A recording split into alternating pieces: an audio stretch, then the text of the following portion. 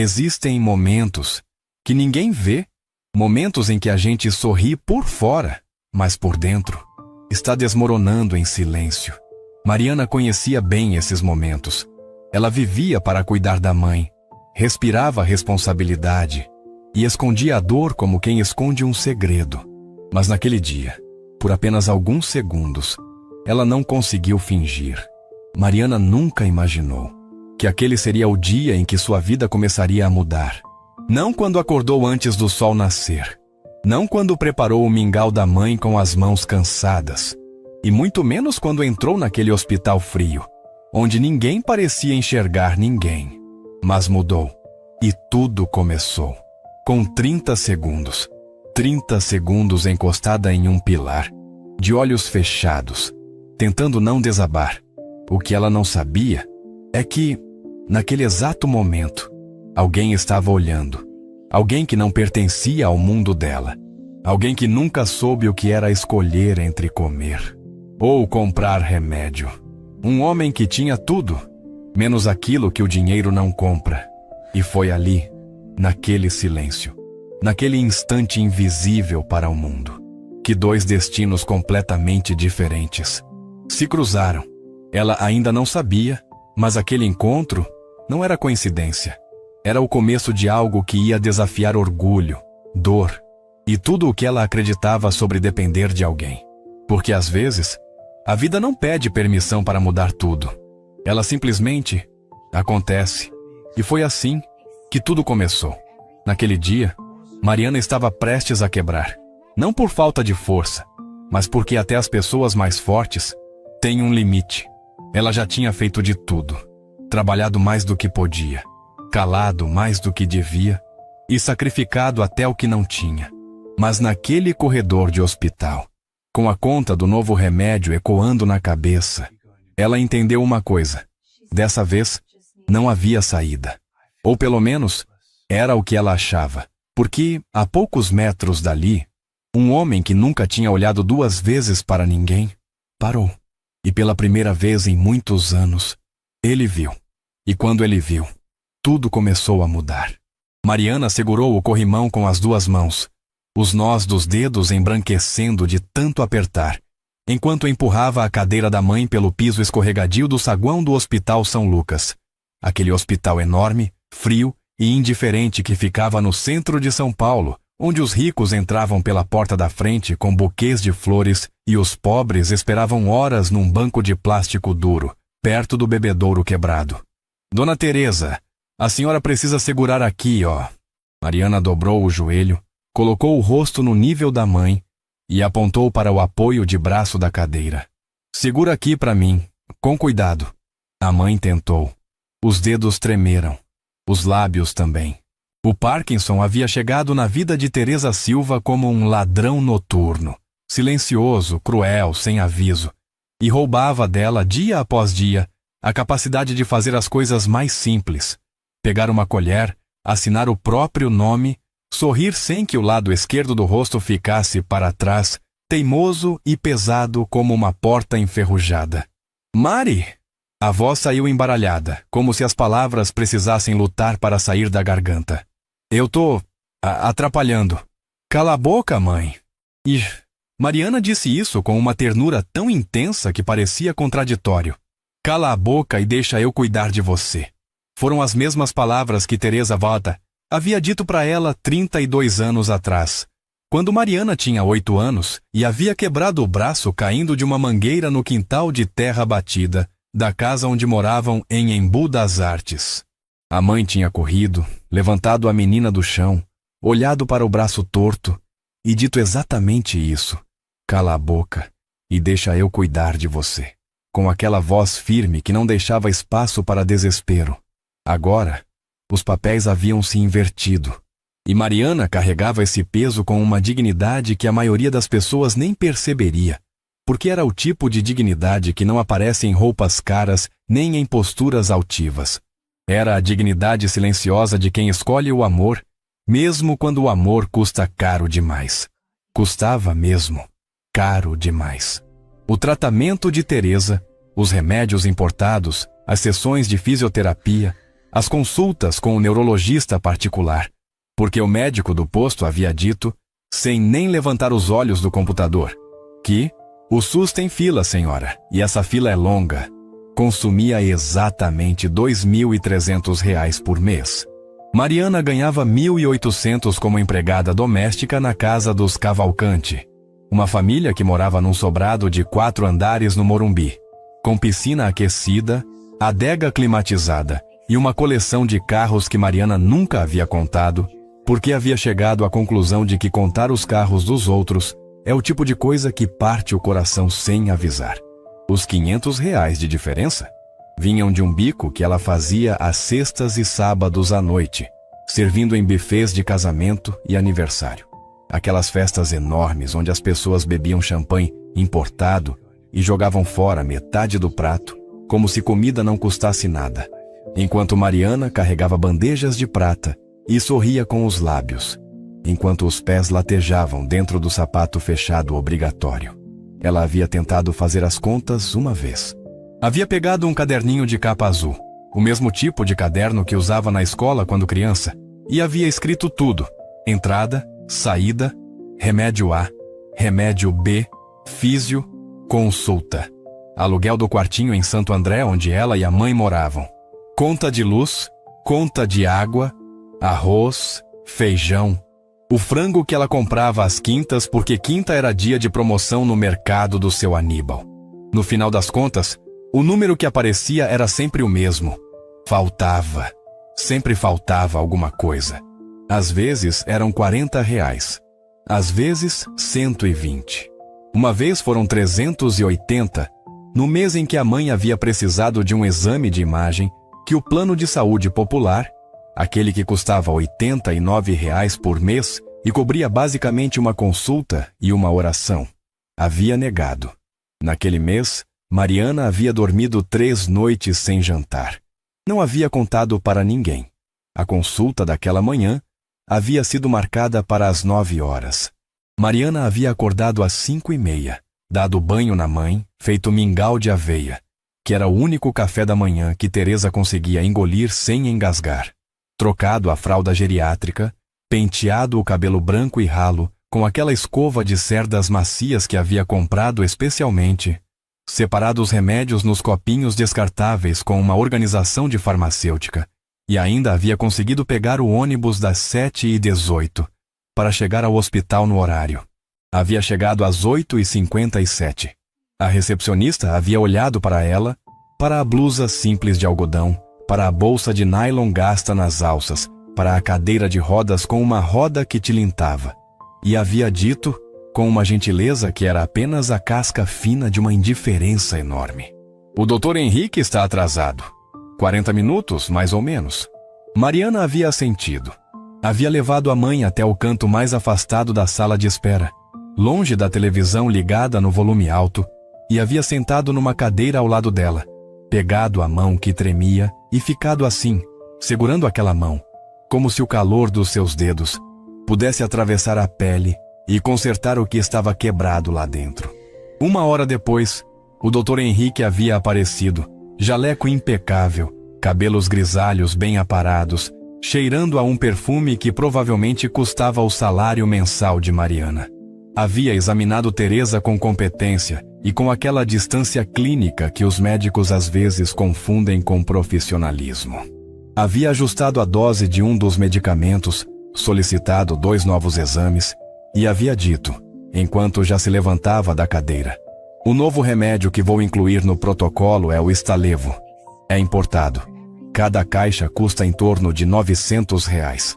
Mariana havia sentido o chão desaparecer por um segundo. "Tem genérico?" Ela havia perguntado, e a voz havia saído mais fina do que ela queria. O doutor havia torcido levemente a boca. Não de crueldade, mas daquele jeito de quem está prestes a dizer uma verdade que preferia não ter que dizer. "Para esse não. Ainda não tem no Brasil." Ela havia assentido de novo. Havia agradecido. Havia saído do consultório empurrando a cadeira de rodas com os ombros retos e a cabeça erguida. E havia chegado até o corredor de mármore, aquele mesmo corredor de mármore pelo qual havia entrado naquela manhã, antes de encostar num pilar e fechar os olhos por 30 segundos. 30 segundos. Era o tempo que ela se permitia. Depois ela abrira os olhos, respirara fundo e dissera para a mãe: "Tá tudo bem, mãe, vamos embora." O que Mariana não havia visto, porque estava de olhos fechados, encostada no pilar, travando uma batalha invisível com as próprias lágrimas, era que havia um homem parado a menos de 5 metros dela. Ele estava de costas para o corredor, aparentemente olhando para o celular. Terno cinza chumbo, sapatos de couro escuro, um Rolex no pulso esquerdo que não era do tipo que as pessoas usam para mostrar. Era do tipo antigo, discreto, que as pessoas usam porque o pai usou antes delas. O nome dele era Eduardo Monteiro. 54 anos, viúvo, fundador e presidente do Grupo Monteiro, uma das maiores holdings de infraestrutura do país, rodovias, portos, energia renovável. A revista Forbes havia estimado seu patrimônio em 4,2 bilhões de reais no ano anterior. E ele havia lido a matéria no avião para Londres, sem nenhuma expressão particular no rosto. Ele havia vindo ao hospital naquela manhã para fazer um check-up anual. O tipo de check-up que durava 3 horas, envolvia 12 especialistas e acontecia num andar diferente, com carpete no chão e café expresso servido em xícara de porcelana enquanto você esperava. Mas ele havia descido ao andar errado. O elevador havia parado no 3º, onde ficava a neurologia, em vez do 5º, onde ficava a medicina preventiva executiva. E ele havia saído no piloto automático, ainda olhando para o celular, antes de perceber o erro. E então, havia erguido os olhos, e havia visto Mariana.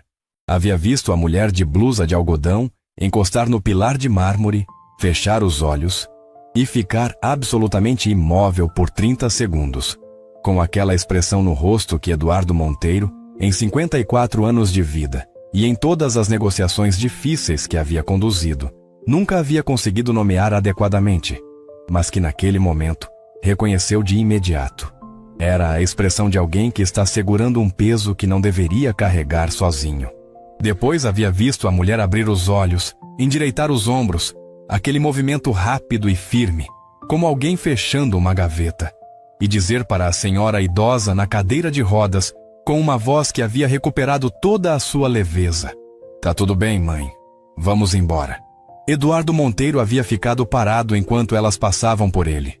A cadeira de rodas havia tilintado, aquela roda que não encaixava direito, e Mariana havia empurrado sem perceber que ele estava olhando.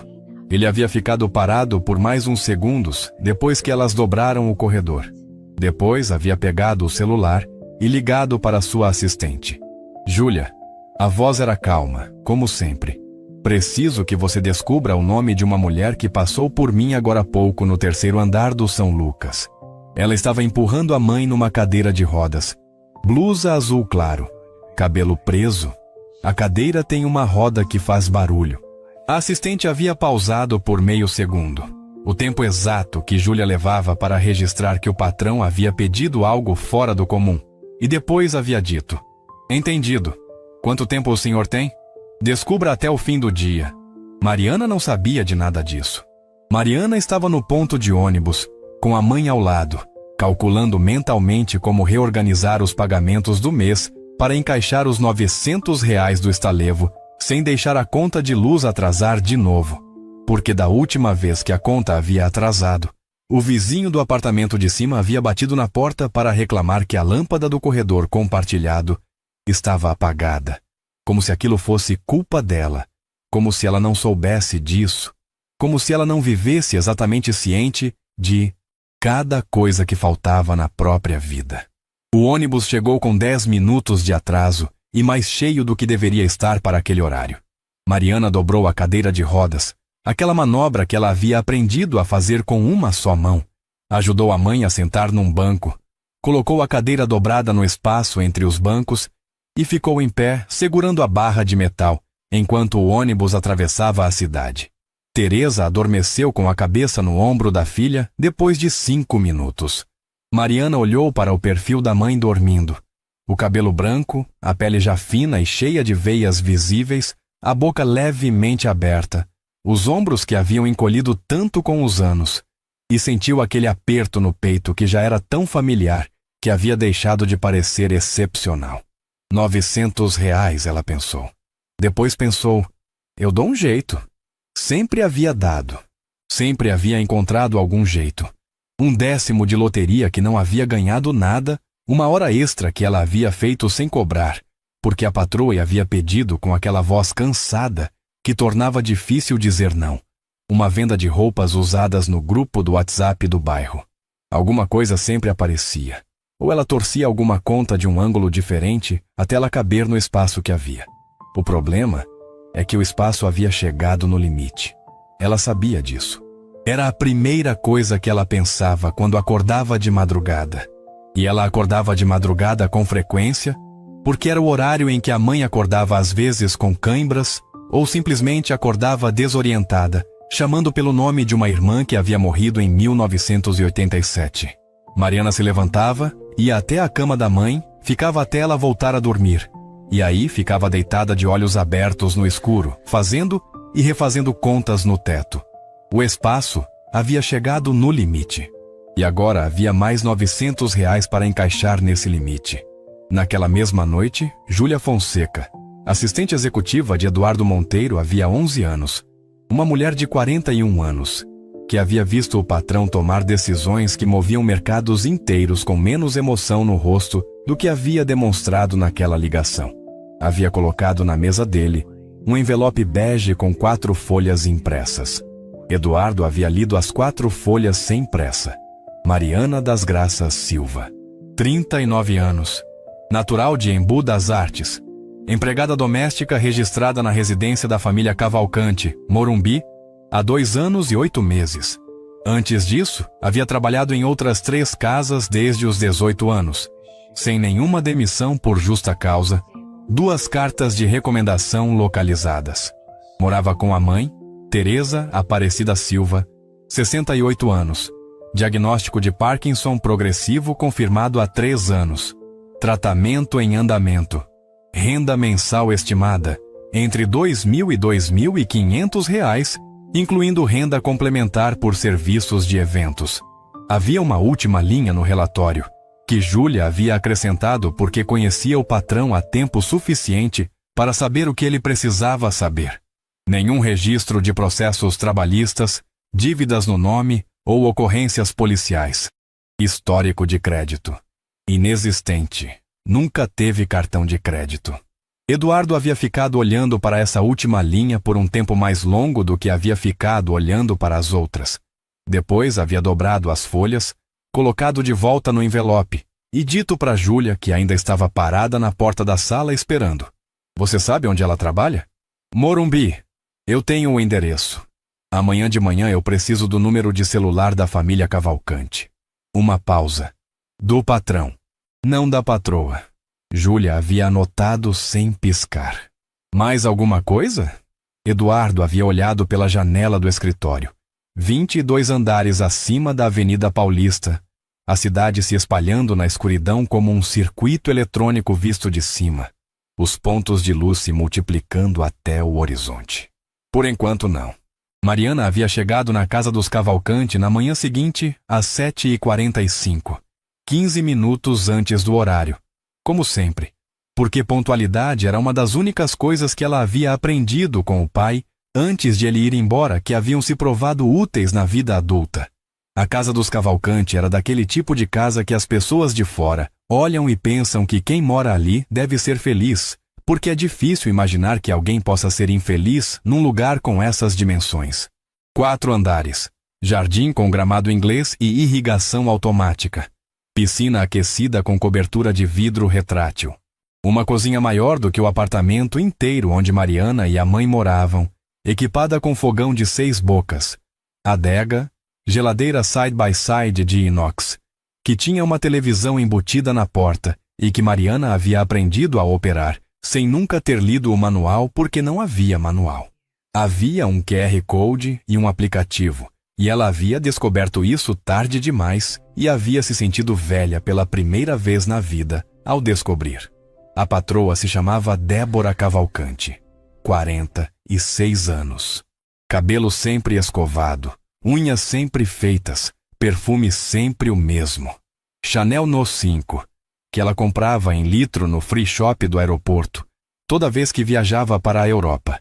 E viajava para a Europa com uma frequência que sugeria que a Europa era tipo um bairro próximo. Débora não era cruel no sentido de bater ou gritar. Era cruel do jeito mais difícil de nomear, do jeito que não deixa marca visível. Era o tipo de pessoa que dizia: "Você não precisa se apressar", com um tom que deixava claro que você precisava se apressar. Que perguntava: "Você tá bem?", quando claramente não queria a resposta. Que havia dito uma vez, quando Mariana havia chegado 6 minutos atrasada porque o ônibus havia quebrado na marginal: "Mariana, eu entendo que acontecem imprevistos, mas imprevistos são parte da vida, né? A gente tem que se organizar para eles."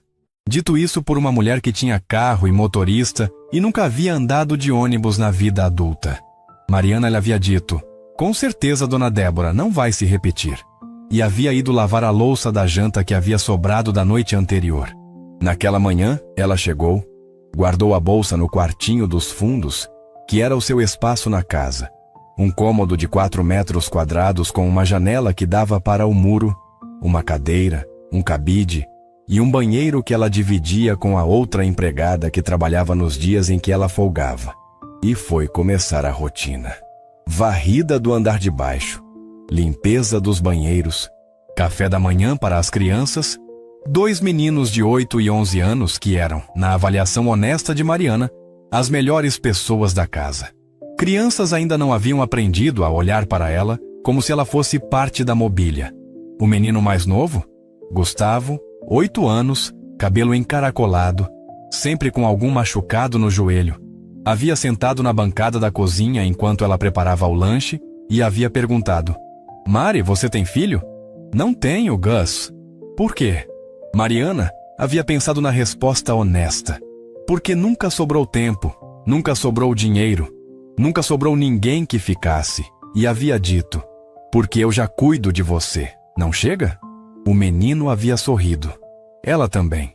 Foi às 10 da manhã que o celular da dona Débora tocou. Mariana estava no 2º andar, passando pano no corredor, quando ouviu a voz da patroa subir pela escada. Não as palavras, apenas o tom.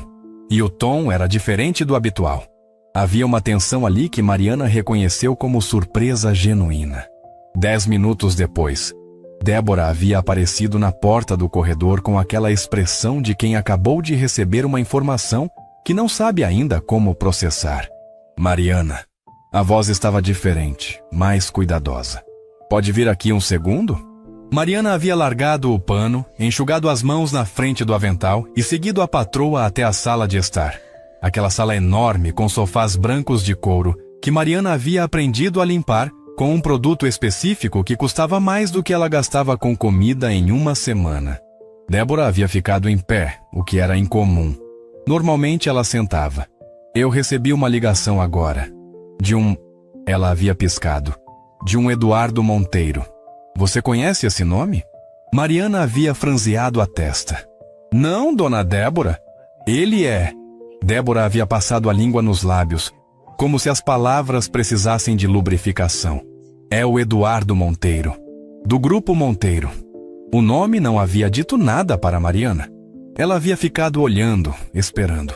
"Ele disse que te viu ontem no hospital." Débora havia escolhido cada palavra com uma cautela que Mariana nunca havia visto nela. "Ele disse que quer conversar com você."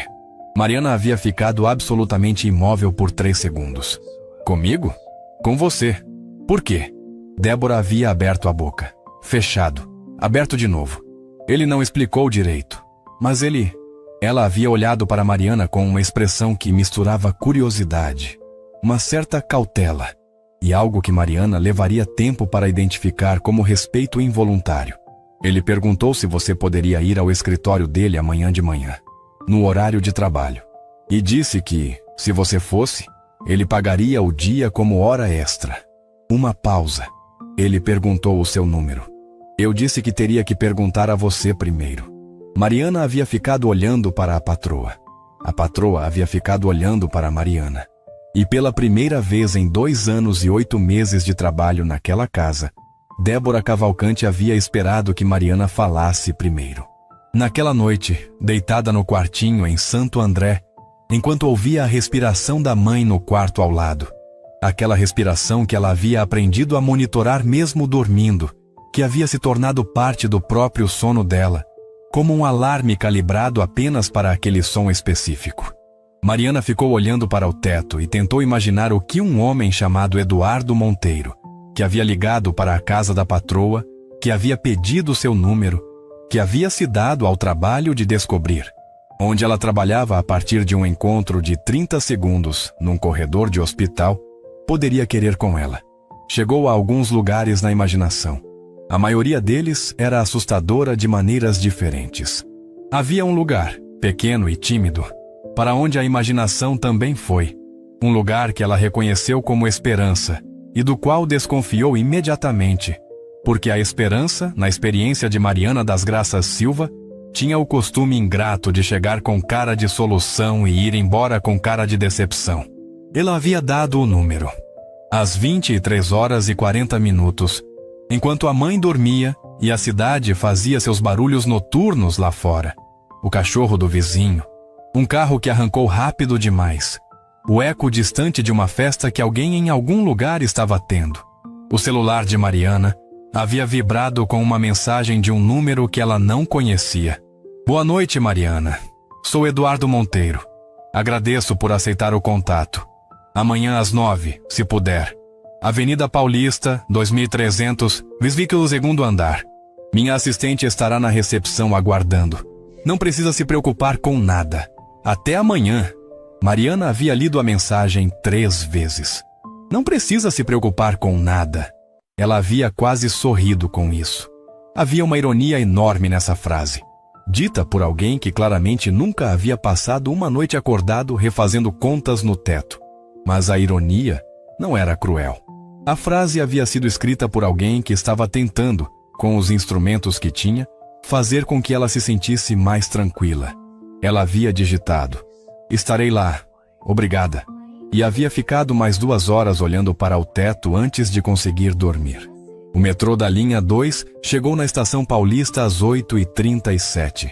Mariana havia saído de casa às 7 horas, 1h30 antes do necessário, porque havia dormido mal e porque o tipo de ansiedade que ela sentia naquela manhã não era compatível com ficar parada num quartinho de 4 metros quadrados, esperando a hora chegar. Era o tipo de ansiedade que precisava de movimento, de ruas, de ar frio na face, de passos contados numa calçada.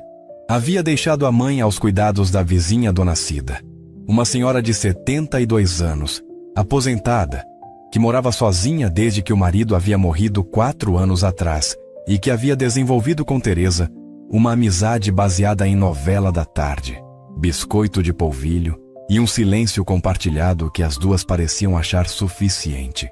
Dona Cida havia dito: pode deixar, minha filha, vai lá, com aquela generosidade tranquila de quem não precisa de agradecimento, porque ajudar é simplesmente o que faz. Mariana havia beijado a testa da mãe. Teresa ainda dormindo, a respiração regular, os ombros relaxados pela primeira vez em horas, e havia saído na ponta dos pés. No metrô, ela havia olhado para o próprio reflexo na janela escura do vagão. Havia escolhido a roupa com mais cuidado do que o habitual. O que, no guarda-roupa de Mariana, significava a blusa social bege que ela usava nos serviços de buffet, a calça preta de tecido que havia comprado num brechó em bom estado, e os sapatos de couro marrom que eram seus únicos sapatos fechados que não eram tênis.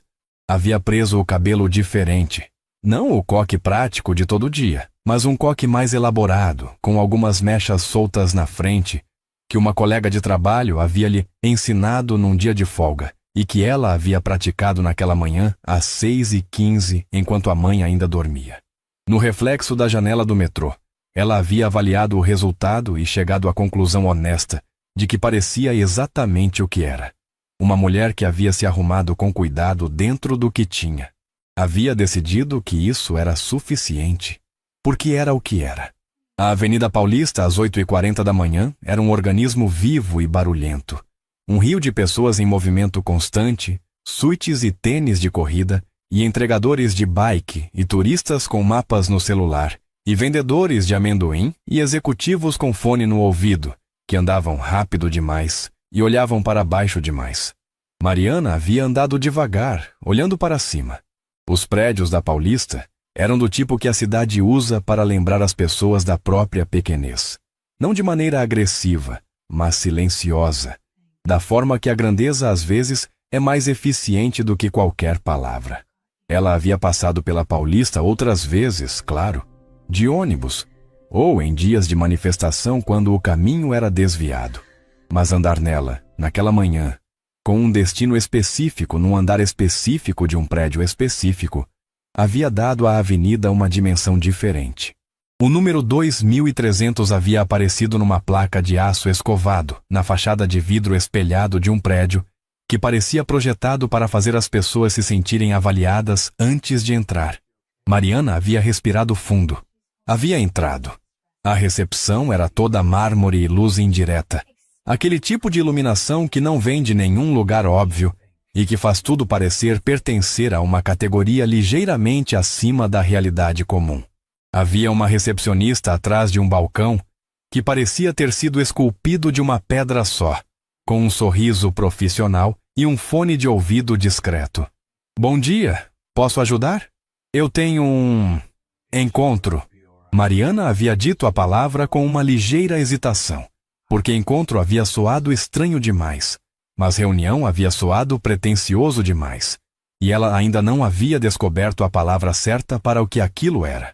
Com o senhor Eduardo Monteiro, às 9 horas. Meu nome é Mariana Silva. A recepcionista havia digitado algo. Depois havia erguido os olhos com o sorriso intacto. Pois não, Mariana? A Júlia está descendo para te buscar. Pode esperar aqui. Havia uma área de espera com sofás em couro cor de areia e uma mesinha de centro com revistas e um arranjo de orquídeas brancas que pareciam ter sido colocadas ali por alguém que havia estudado especificamente a arte de colocar orquídeas. Mariana havia ficado em pé, ao lado dos sofás, sem sentar. Não por timidez, por uma escolha consciente, ainda que não completamente articulada, de não se acomodar num lugar que não era dela, antes de saber o que estava fazendo ali. Júlia havia chegado 2 minutos depois, 41 anos. Cabelo castanho curto, blazer cinza, passo firme, aquela expressão de quem processa a informação o tempo todo, mas escolhe cuidadosamente o que deixar aparecer no rosto. Mariana havia estendido a mão. Sou Júlia, assistente do Eduardo. Obrigada por vir. Mariana havia apertado a mão. Firme. Obrigada pelo convite. Júlia havia apontado para os elevadores. Ele está te esperando. O 22º andar havia se aberto numa área completamente diferente do saguão. Carpete escuro, paredes com madeira clara, janelas do chão ao teto com vista para a cidade se espalhando em todas as direções. São Paulo, vista de cima, era uma coisa que nunca deixava de impressionar, mesmo para quem não esperava ser impressionado. Aquela imensidão cinza e verde e caótica que continuava em todas as direções até onde a névoa matinal permitia ver. Júlia havia batido 2 vezes numa porta de madeira escura e aberto sem esperar resposta, o que significava que o gesto era protocolo, não pergunta. Eduardo. A Mariana chegou. Eduardo Monteiro estava de pé quando Mariana entrou. Isso havia sido a primeira coisa que ela havia notado, que ele havia se levantado. Não porque ela esperasse que ele não fizesse isso, mas porque havia uma diferença entre alguém que se levanta como protocolo e alguém que se levanta porque quis. E ela havia reconhecido imediatamente que aquilo era a segunda coisa. Ele era mais alto do que havia parecido no corredor do hospital. Cabelos grisalhos, bem cuidados, mas não de maneira excessiva. O terno de hoje era azul marinho. Os olhos eram castanhos e tinham aquela qualidade específica de olhos que viram muita coisa e escolheram ficar atentos em vez de ficar cansados. Mariana havia estendido a mão. Eduardo Monteiro. Obrigado por ter vindo. A mão havia sido firme. O aperto havia sido breve. Havia um respeito embutido na brevidade que Mariana havia catalogado sem processar conscientemente ainda. Obrigada pelo... Ela havia começado. E depois havia decidido ser direta. porque direta era o único jeito que ela sabia ser quando estava desconfortável. Honestamente, eu não sei bem pelo quê. O senhor não explicou. Eduardo havia dado um meio sorriso. Não de deboche, mas do tipo que aparece quando alguém aprecia uma honestidade que não esperava. Tem razão.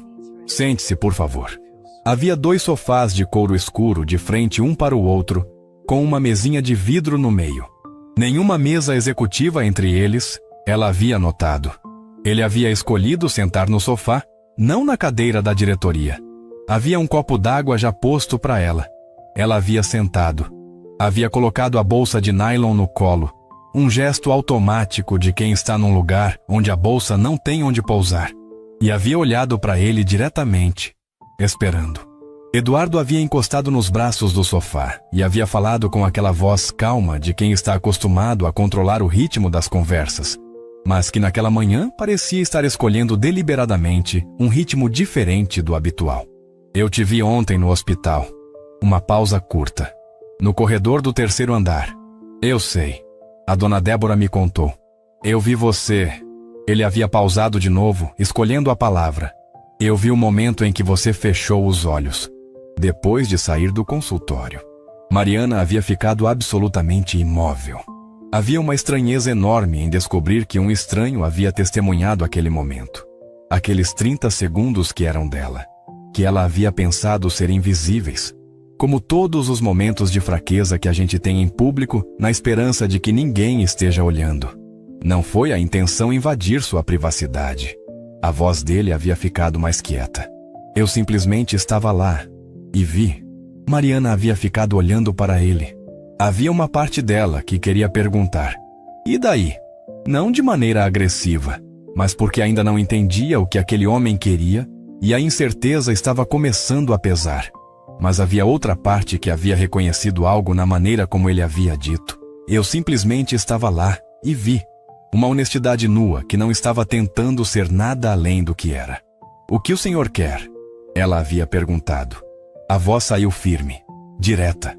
Sem agressividade, mas também sem rodeio. Eduardo havia inclinado a cabeça levemente. Aquele gesto de quem aprecia uma pergunta. Eu quero saber como você está. Uma pausa. E quero saber se posso ajudar. O silêncio havia durado alguns segundos. Mariana havia olhado para ele. Havia procurado no rosto dele, naqueles olhos castanhos que ficavam atentos, algum sinal de condescendência, de pena performática, de interesse velado por alguma coisa que ela não havia identificado ainda. Havia procurado o sinal que a vida havia a ensinado a reconhecer. O sinal de que a generosidade de alguém vem com uma conta que só aparece depois. Não havia encontrado. O que havia encontrado era mais difícil de lidar do que qualquer coisa que ela havia esperado encontrar. Havia encontrado uma sinceridade simples. E sinceridade simples, para quem não está acostumado a recebê-la, pode ser a coisa mais desconcertante do mundo. Minha mãe tem Parkinson. Mariana havia começado a falar devagar, como alguém que está testando o peso de cada palavra antes de colocá-la no chão. Estágio 3. O médico acrescentou um remédio novo no tratamento ontem. R$ 900 a caixa. Importado, sem genérico. Eduardo havia escutado sem interromper. Eu ganho um salário mínimo e pouco. Faço bico nos fins de semana. Uma pausa. Não tem como encaixar mais 900 no mês sem tirar de alguma outra coisa. E não tem mais de onde tirar. Ela havia dito tudo isso com a mesma voz firme do começo. Não como quem está pedindo, mas como quem está respondendo uma pergunta honesta, com uma resposta honesta, e se recusa a colocar na voz uma fragilidade que não é fraqueza, é apenas realidade. Eduardo havia ficado olhando para ela por um momento. Você foi ao hospital sozinha? Sempre vou sozinha. Tem mais alguém? Família, um companheiro? Não? A palavra havia saído curta, mas sem amargura. Meu pai foi embora quando eu tinha 12 anos. Minha mãe não tem outros filhos, não tenho marido. Uma pausa mínima. Só eu. Só eu. 2 palavras que carregavam o peso de uma vida inteira de decisões tomadas sem rede de segurança. Eduardo havia ficado quieto por um tempo que havia parecido longo, mas que provavelmente havia sido apenas 10 ou 15 segundos. Então havia dito: Eu perdi minha mãe para o Alzheimer. Há 6 anos. Mariana havia levantado os olhos. Eu tinha recurso. A voz dele havia mudado de tom. Havia algo ali que ela reconheceu como uma dor que havia sido processada, mas que não havia desaparecido. Tinha o melhor tratamento, os melhores médicos, uma equipe de cuidadores 24 horas. E mesmo assim, ele havia pausado. Mesmo assim, há uma parte do processo que nenhum dinheiro do mundo consegue mudar. A parte em que a pessoa que você ama vai embora de pouquinho em pouquinho, e você fica olhando e não tem nada que possa fazer além de estar presente. Havia uma pausa. Você estava presente. Eu vi isso ontem. Mariana havia sentido alguma coisa se mover no peito. Não lágrima, não ainda, mas o precursor da lágrima. Aquele aperto que avisa que ela está no caminho. Ela havia piscado. Uma vez. Havia olhado brevemente para a janela, para São Paulo se espalhando lá fora, indiferente e enorme. E havia olhado de volta para ele. O que o senhor quer fazer? Ela havia perguntado de novo, porque a história da mãe dele havia sido real e havia tocado nela de uma maneira que ela não havia esperado. Mas isso não havia respondido à pergunta prática que ainda estava na mesa. Eduardo havia se inclinado levemente para a frente. Eu quero cobrir o custo do tratamento da sua mãe. Uma pausa deliberada. Completamente. Os remédios, as consultas, a fisioterapia, os exames, tudo. O silêncio que havia seguido essa frase havia sido de um tipo diferente de todos os silêncios anteriores. Mariana lhe havia ficado olhando para ele. A primeira reação havia sido a que ela mesma havia reconhecido como absurda, mas que havia chegado antes de qualquer coisa mais racional. Isso não é real. A segunda havia sido uma desconfiança profunda, instintiva, do tipo que se desenvolve em anos de vida num mundo onde nada vem de graça. E a generosidade sem propósito é tão rara que quando aparece a primeira hipótese é que não é generosidade. Por quê? Ela havia perguntado. E havia colocado na palavra toda a pergunta real, que era muito maior do que a palavra em si. Por que você? Por que eu? O que você quer em troca? O que isso significa? O que eu teria que dar? O que eu teria que ser? O que você vai querer depois? Eduardo havia reconhecido a pergunta inteira. Havia ficado com ela por um momento antes de responder. Porque eu posso. Uma pausa. E porque vi alguém que merece e que não está pedindo. Todo mundo merece. E nem todo mundo recebe. A resposta havia saído antes que ela pudesse segurá-la. Havia mais firmeza do que agressividade nela. O senhor não pode ajudar todo mundo que viu num corredor de hospital. Não. Ele havia concordado sem hesitação. Não posso. Mas posso ajudar você. Por que eu especificamente? Ele havia ficado quieto um momento. Porque você estava no corredor de um hospital depois de receber uma notícia difícil. E o que você fez foi fechar os olhos por 30 segundos. E depois endireitar os ombros e ir embora. Uma pausa. A maioria das pessoas teria desmoronado. Ou ficado brava, ou pedido ajuda em voz alta. Não tinha ninguém para pedir. Eu sei. A voz havia ficado mais quieta. É exatamente isso. Mariana havia ficado olhando para ele por um tempo longo. Havia algo que ela queria dizer. Uma recusa, limpa e direta. Porque recusa era mais seguro. Porque recusa não criava dívida. Porque recusa mantinha as coisas no lugar que ela conhecia. Que era o lugar em que ela cuidava de tudo sozinha. E não devia nada a ninguém. Mas havia também a mãe. Havia Teresa Aparecida Silva, 68 anos. Que havia trabalhado como costureira por 40 anos. Que havia criado uma filha sozinha com o salário de costureira. Que havia pagado a escola, que havia comprado o caderninho azul. Que havia dito, cala a boca e deixa eu cuidar de você quando era ela que tinha que cuidar. Havia R$ 900 que não existiam no orçamento.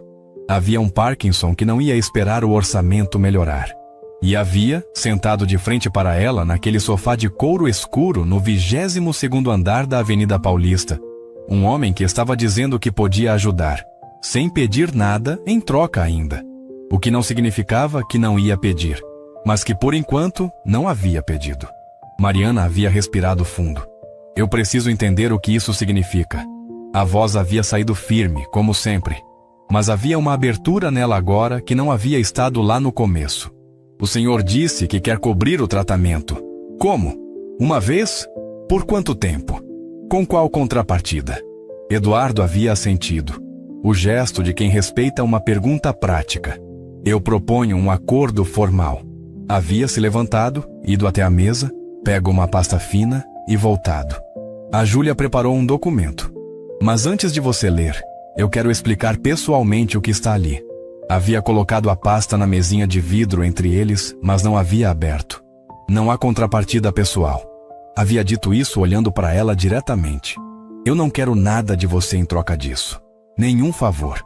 Nenhuma... Ele havia escolhido a palavra com cuidado. Nenhuma relação de dependência. Você vai continuar sendo quem você é, fazendo o que você faz. A única coisa que vai mudar é que o tratamento da sua mãe vai ser pago. Por quanto tempo? Por quanto tempo for necessário. Mariana havia olhado para a pasta. E se eu recusar? Então você vai embora e isso fica entre nós. Uma pausa. E se eu aceitar? E depois quiser parar? Você para. Sem explicação.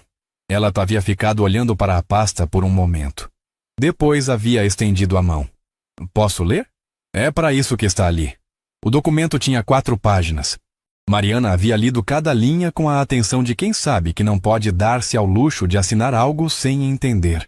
Porque essa era uma das lições que a vida havia ensinado sem nenhuma gentileza. Que papel assinado sem leitura é papel assinado contra você. O documento era claro. Surpreendentemente claro para um documento legal. Ela havia esperado a linguagem densa e impenetrável que os papéis importantes costumam usar para confundir quem não tem advogado. Mas aquele havia sido escrito em linguagem acessível. E havia uma nota de rodapé na primeira página que dizia: este documento foi redigido de forma a ser compreensível sem assistência jurídica. Caso prefira, você pode levá-lo para a análise de um advogado de sua escolha antes de assinar. Havia lido essa nota 2 vezes. O conteúdo era o que Eduardo havia dito. Cobertura integral dos custos do tratamento de Teresa Aparecida Silva, incluindo medicamentos, consultas, exames e fisioterapia, pelo período de vigência da necessidade médica, pagos diretamente aos prestadores de serviço, mediante a apresentação de nota fiscal. Sem transferência de dinheiro para Mariana. Sem vínculo empregatício ou pessoal entre as partes. Cláusula de encerramento por vontade de qualquer uma das partes a qualquer momento, sem ônus. E havia uma última cláusula, que Mariana havia lido 3 vezes. O presente acordo não cria nenhuma obrigação de natureza pessoal, emocional ou social entre as partes. Fica expressamente vedada qualquer interpretação do acordo como gerador de relação de dependência, tutela ou hierarquia. Mariana das Graças Silva permanece em plena autonomia sobre todas as decisões de sua vida e da vida de sua mãe. Ela havia ficado olhando para essa cláusula por um tempo. Havia sido escrita por alguém que havia pensado com cuidado no que ela poderia temer. Ela havia erguido os olhos para Eduardo Monteiro. Quem escreveu isso? Eu disse o que queria. A Júlia redigiu. A cláusula 4. Eu disse o que queria. Ele havia repetido, palavra por palavra. Mariana havia olhado de volta para o papel. Havia uma caneta na mesinha de vidro, prateada, simples, não uma caneta de executivo, apenas uma caneta. Ela havia ficado olhando para a caneta por um momento que havia parecido muito mais longo do que foi. Havia pensado na mãe. Havia pensado nos R$900. Havia pensado nos 30 segundos encostada no pilar de mármore do hospital, com os olhos fechados, segurando o peso sozinha, porque era isso que ela fazia. Havia pensado na cláusula 4. Havia pegado a caneta. Havia assinado. Eduardo havia ficado olhando para a da assinatura por 1 segundo, o tempo exato de 1 segundo, e depois havia estendido a mão de novo. Mariana havia apertado. Desta vez, o aperto havia durado um pouco mais do que da primeira vez. Tem mais uma coisa, ele havia dito enquanto recolhia a pasta. Não está no documento. É uma pergunta. Ela havia esperado. Você tem alguém que te ajuda? Além da vizinha que cuida da sua mãe quando você não está? A pergunta havia chegado de um ângulo que ela não havia esperado. Não. A resposta havia saído automática. Você deveria ter. Ele havia dito isso sem julgamento, sem instrução. Apenas uma observação. Não porque você não consegue sozinha. Você consegue. Isso ficou claro. Uma pausa. Mas porque ninguém deveria ter que conseguir sozinha o tempo todo. Mariana havia ficado olhando para ele. Havia algo nessa frase que havia chegado num lugar que ela não havia sabido que estava descoberto. Ela havia assentido. Um movimento pequeno, quase imperceptível, e havia dito: eu sei. E pela primeira vez naquele dia, a voz havia saído com uma textura diferente de todas as outras vezes. Não menor, não mais fraca, apenas mais real. Mariana saiu do prédio às 10h22 da manhã. A Avenida Paulista havia esquentado desde que ela havia entrado. O sol de setembro havia atravessado a névoa matinal e agora batia de cheio nas fachadas de vidro dos prédios, que devolviam a luz em ângulos que faziam a avenida parecer mais brilhante do que o mundo real normalmente é. Ela havia andado 2 quarteirões antes de parar. Havia parado numa banca de jornal, uma daquelas bancas antigas, de madeira pintada de verde, que resistiam na Paulista como relíquias de uma cidade anterior. E havia ficado olhando para as revistas sem ver nenhuma delas. A pasta com a cópia do documento estava na bolsa de nylon. Ela havia passado a mão por cima da bolsa. Um gesto automático de confirmação do tipo que as pessoas fazem quando precisam checar se algo que parece irreal ainda está lá. Estava. O dono da banca, um homem de uns 50 anos, bigode grisalho, camiseta do Corinthians, havia olhado para ela por cima dos óculos de grau. Vai querer alguma coisa? Não. Ela havia piscado, voltando. Desculpa. Havia continuado andando. Ela não havia ligado para ninguém imediatamente.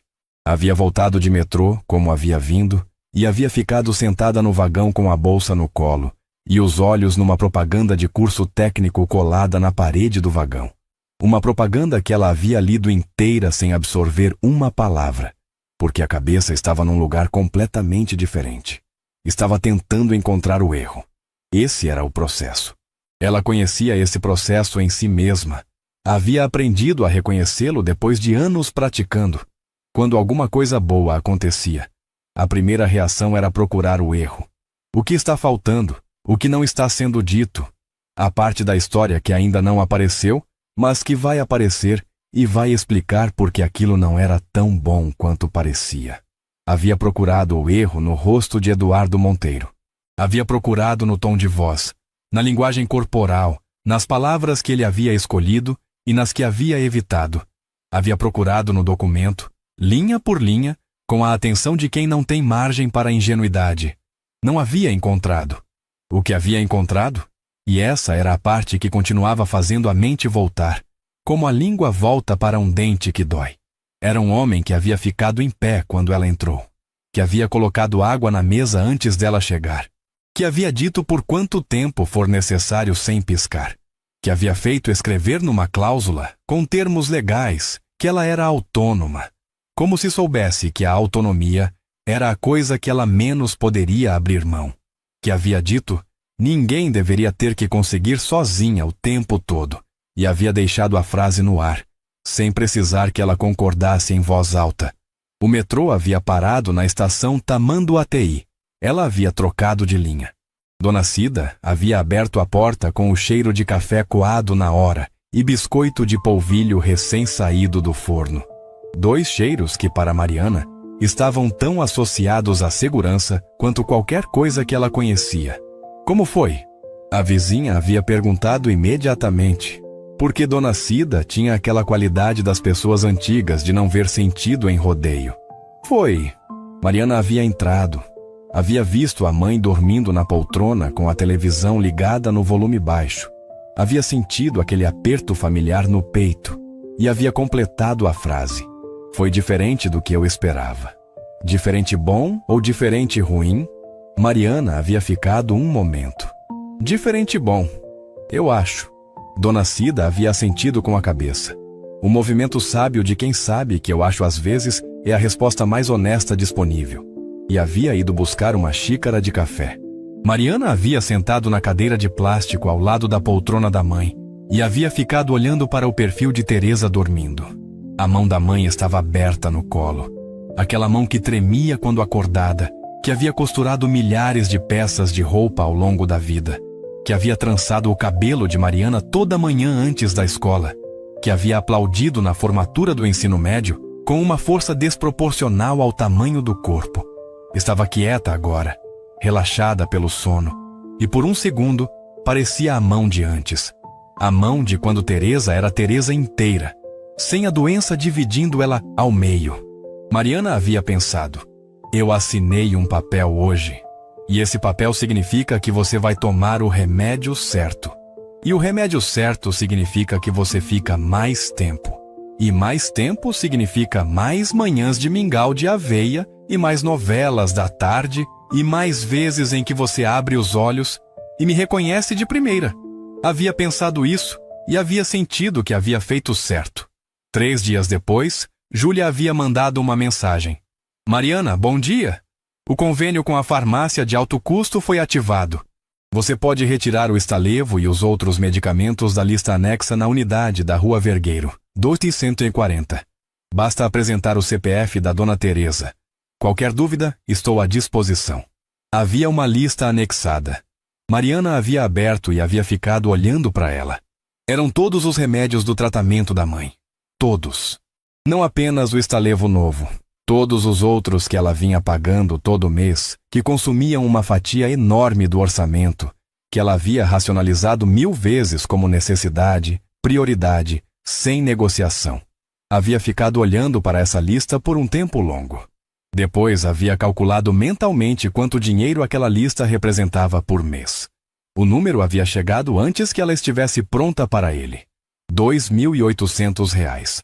R$ 2.800 por mês que haviam sido subtraídos de um salário de 1.800 há anos, o que significava que Mariana havia vivido, por anos, num déficit matemático que só havia se sustentado por conta dos bicos, do jantar que ela pulava às vezes, das roupas que ela não comprava, das coisas que ela havia decidido não precisar.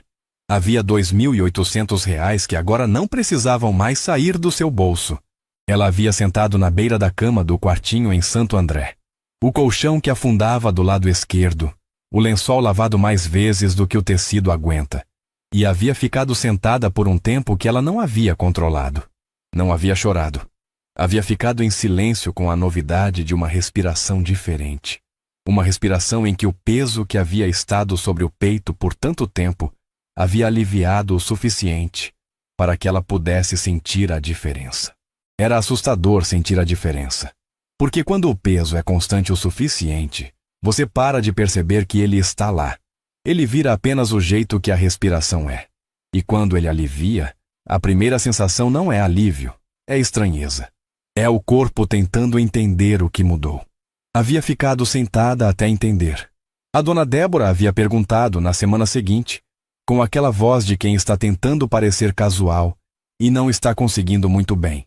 E então, como foi o encontro com o Eduardo Monteiro?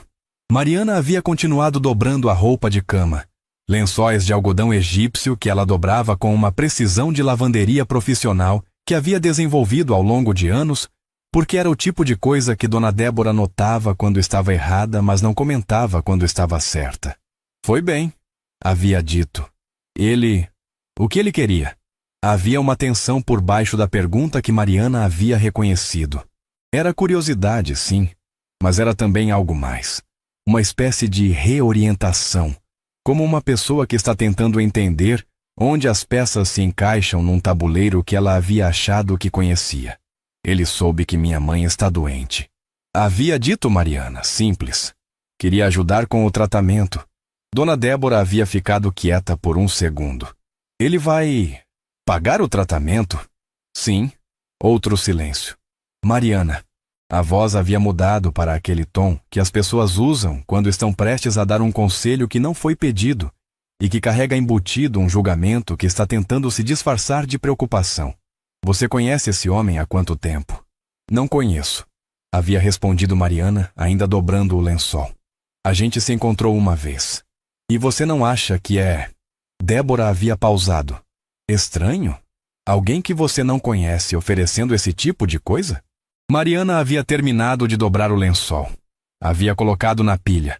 Havia pego o próximo. Eu li o contrato. Havia dito. Linha por linha. Não tem nada pedido em troca. Tem uma cláusula específica sobre isso. Contratos podem ser enganosos. Podem. Havia concordado. Mas eu prefiro julgar pelo que está escrito do que pelo que eu imagino que pode estar escondido. Havia uma pausa. E se não estiver escondido nada? Débora havia ficado olhando para ela com aquela expressão, e Mariana havia notado isso sem comentar. De alguém que está processando a possibilidade de que nem toda generosidade tem armadilha, e que essa possibilidade está sendo, por algum motivo, difícil de acomodar. Então foi muito gentil da parte dele. Havia dito Débora, finalmente. Foi? Mariana havia concordado. Simples. E havia continuado dobrando a roupa.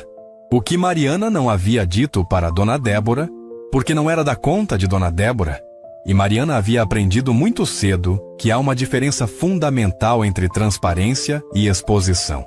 Era que Eduardo Monteiro havia mandado uma segunda mensagem, 3 dias após a assinatura do documento. Não pelo Júlia, pelo próprio número dele. Mariana, bom dia. Queria saber como está sua mãe. Sem obrigação de responder se preferir não. Ela havia ficado olhando para a mensagem por um tempo. Havia o instinto inicial de não responder. Ou de responder de maneira breve e funcional, do tipo, está bem, obrigada, com ponto final. Que fecha a conversa sem abrir nada. Mas havia algo naquele sem obrigação de responder. Se preferir não que havia desarmado o instinto. Era a frase de alguém que estava oferecendo, mas que havia pensado com cuidado no peso que uma oferta pode ter quando vem de uma posição de poder para uma posição de necessidade.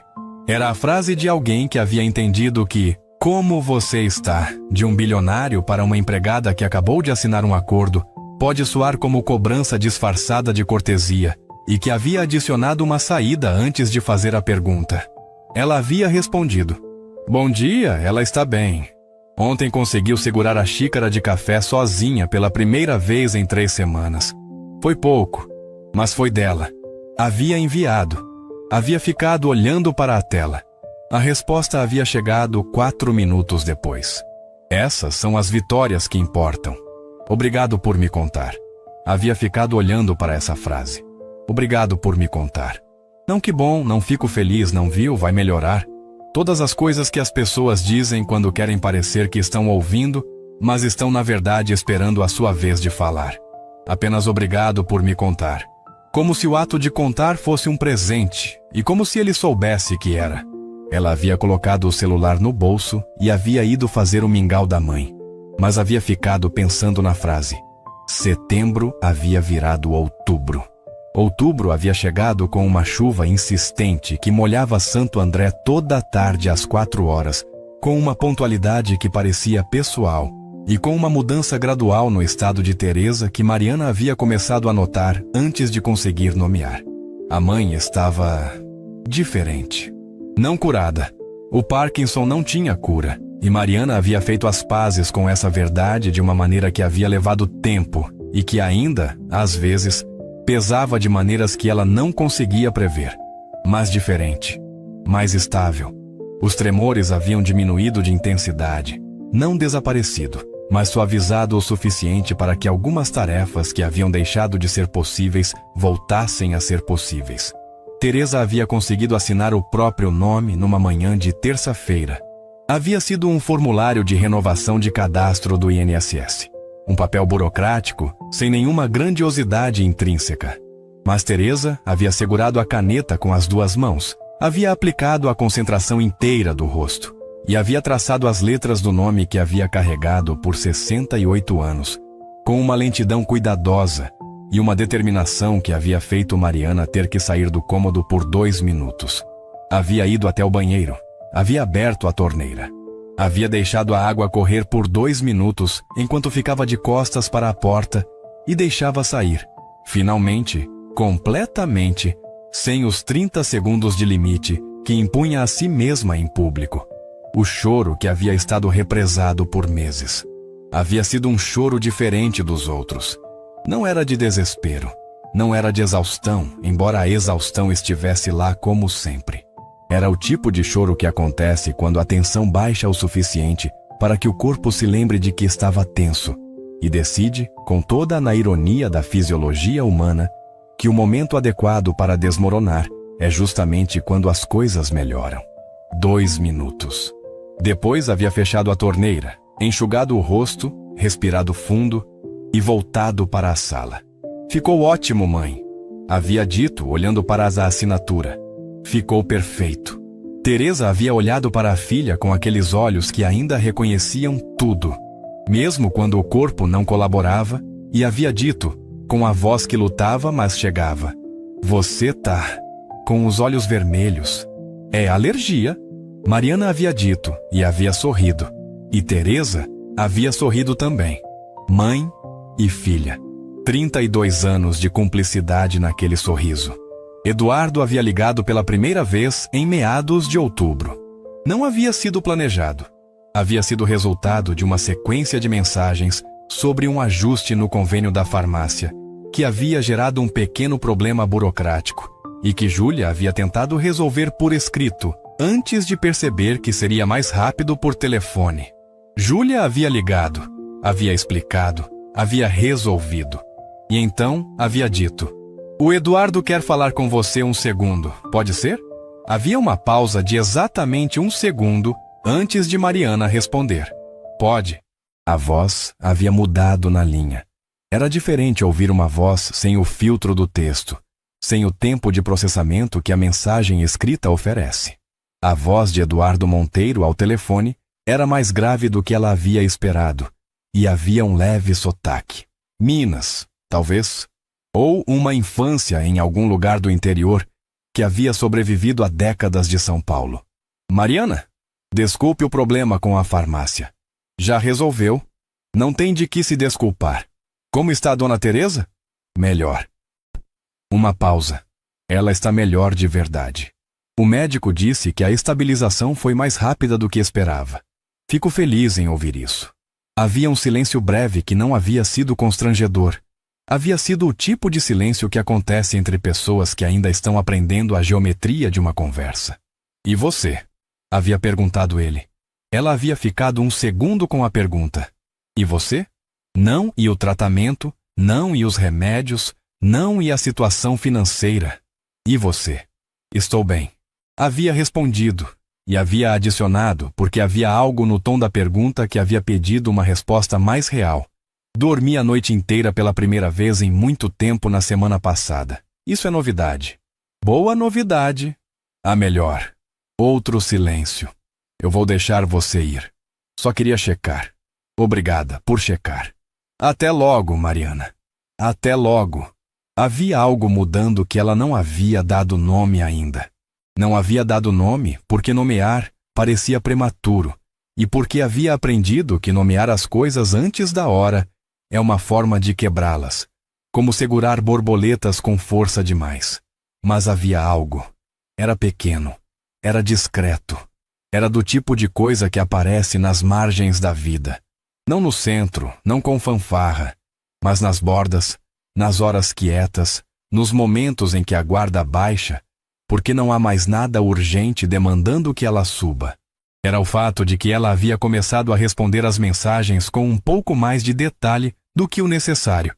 Era o fato de que quando o telefone havia tocado e Júlia havia dito: "O Eduardo quer falar com você", ela havia sentido algo que havia levado um momento para identificar como antecipação, e que havia, imediatamente depois, ficado desconfiada dessa antecipação de uma maneira que havia lhe parecido muito mais reveladora do que o sentimento em si. Era o fato de que numa quinta-feira de outubro, enquanto estava no mercado do seu Aníbal, escolhendo o frango da promoção, havia visto uma notícia numa televisão ligada no canto da loja. Uma reportagem sobre o Grupo Monteiro, uma obra de infraestrutura inaugurada no Nordeste. E por 2 segundos havia aparecido Eduardo na tela, de terno, em frente a uma placa comemorativa. E ela havia parado de andar por 1 segundo, olhando. Havia reconhecido o ângulo dos ombros, a maneira como ele ficava em pé. Havia pego o frango e ido embora. Em novembro, Eduardo havia perguntado se ela toparia tomar um café. A mensagem havia chegado numa quarta-feira à noite. depois das 10. Tarde demais para ser protocolo, cedo o suficiente para que ela ainda estivesse acordada. Mariana, sei que é um pedido diferente do que temos tido, mas gostaria de tomar um café, se você topar. Sem agenda, só conversar. Se não quiser, não tem problema algum, fica à vontade para não responder. Ela havia lido 3 vezes. Havia colocado o celular virado para baixo na cama. Havia ficado olhando para o teto. O teto onde ela havia feito e refeito contas por anos. Havia se tornado nos últimos meses um lugar diferente. Um lugar onde ela às vezes simplesmente ficava olhando sem calcular nada. E isso em si havia sido uma mudança de tal magnitude que ela ainda não havia se acostumado completamente. Havia pensado em todas as razões para não ir. Havia uma lista decente de razões para não ir. Havia também, do outro lado, uma coisa simples que havia continuado voltando toda vez que ela tentava construir a lista. O fato de que em todos os meses de contato com aquele homem, em todas as mensagens, em todas as ligações, em todos os momentos em que ela havia procurado o erro, ela não havia encontrado. Havia encontrado consistência. E consistência, Mariana havia aprendido da maneira mais difícil. É mais rara do que qualquer declaração. Havia pegado o celular. Havia digitado. Topo. Quando? O café havia sido num sábado de manhã. Num lugar que ficava entre os 2 mundos deles.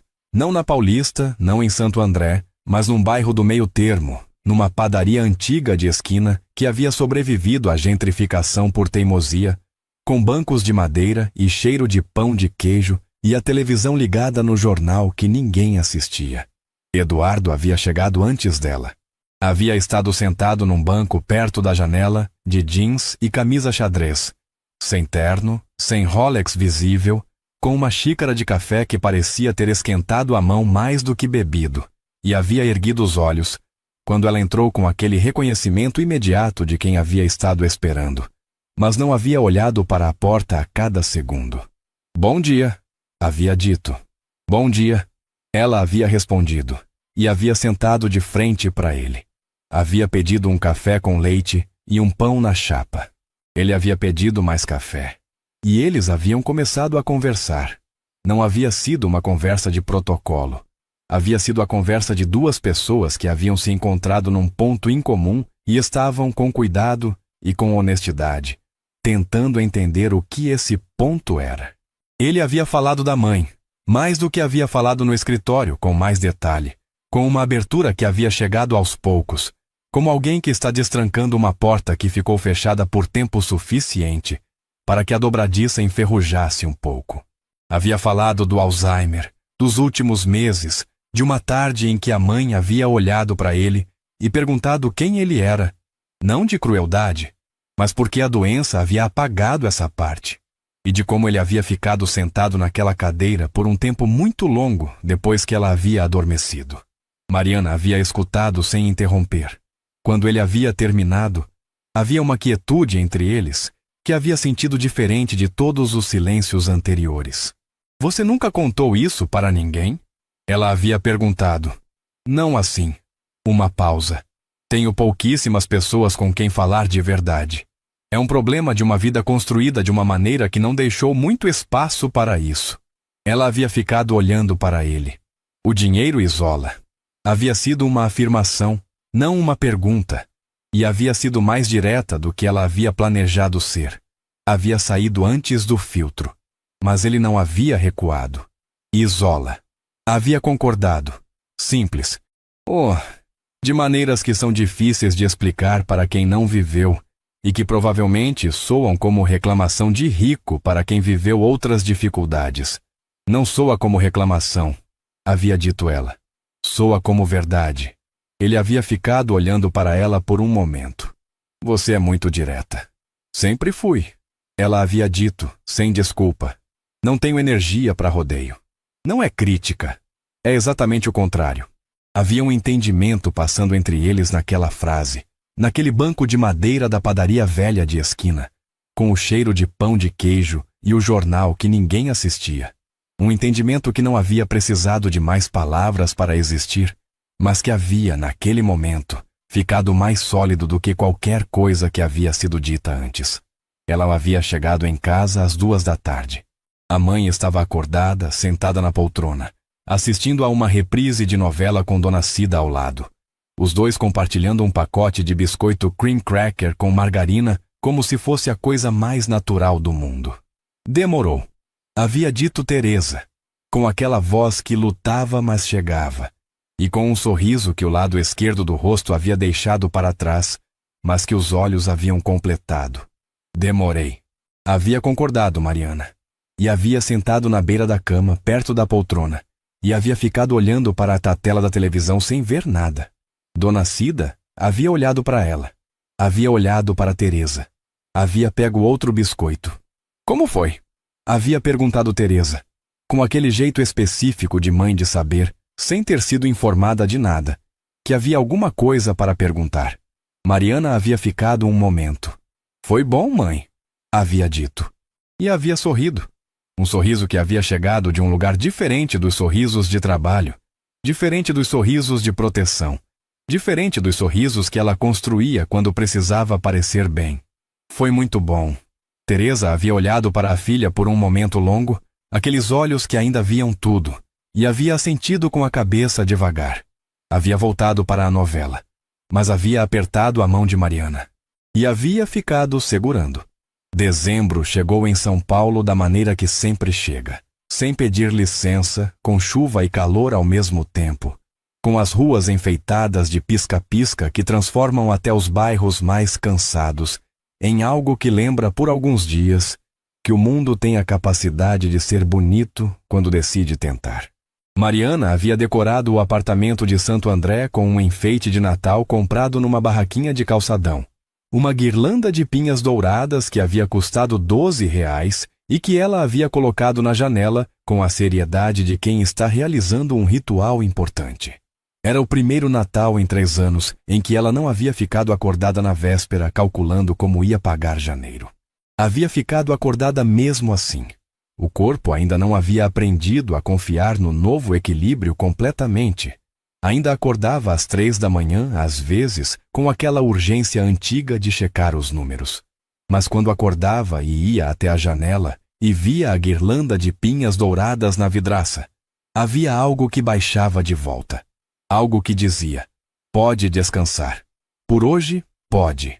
Ela havia aprendido naqueles meses que alívio não é instantâneo, que o corpo que carregou um peso por tempo suficiente precisa de tempo para acreditar que o peso foi embora, que há uma memória muscular da tensão que não se desfaz numa semana, num mês, talvez nem num ano, que curar é mais lento do que adoecer, sempre, e que isso não é fraqueza, é apenas a maneira que as coisas funcionam. Havia aceitado esse ritmo. Eduardo havia ligado numa tarde de dezembro, um sábado, quando ela estava no mercado escolhendo ingredientes para o panetone caseiro que havia prometido fazer para a mãe. Uma promessa de 3 anos atrás, que havia sido adiada 3 vezes por falta de tempo, de dinheiro, de energia, e que naquele ano ela havia decidido que não adiaria mais. Boa tarde. A voz dele na linha havia chegado com aquele sotaque leve, que ela havia aprendido a reconhecer. Posso falar 1 minuto? Pode. Ela havia encostado o carrinho num canto do corredor das farinhas. Estou no mercado, mas pode falar. No mercado no sábado à tarde é difícil falar. É caótico. Ela havia concordado e havia sorrido sem querer. Mas eu aguento. Havia uma pausa breve, o tipo de pausa de quem está organizando o que quer dizer. Eu ia te convidar para o jantar de fim de ano da empresa. Havia dito ele. Mas achei que era um convite estranho demais. E que provavelmente você ia recusar. Provavelmente eu ia. Havia concordado ela, honesta. Então estou pensando em algo diferente. Você e a Dona Teresa, se ela estiver bem o suficiente. Uma ceia de Natal pequena. Só nós. Sem empresa, sem evento. Uma ceia de verdade. O corredor das farinhas havia ficado quieto por um segundo.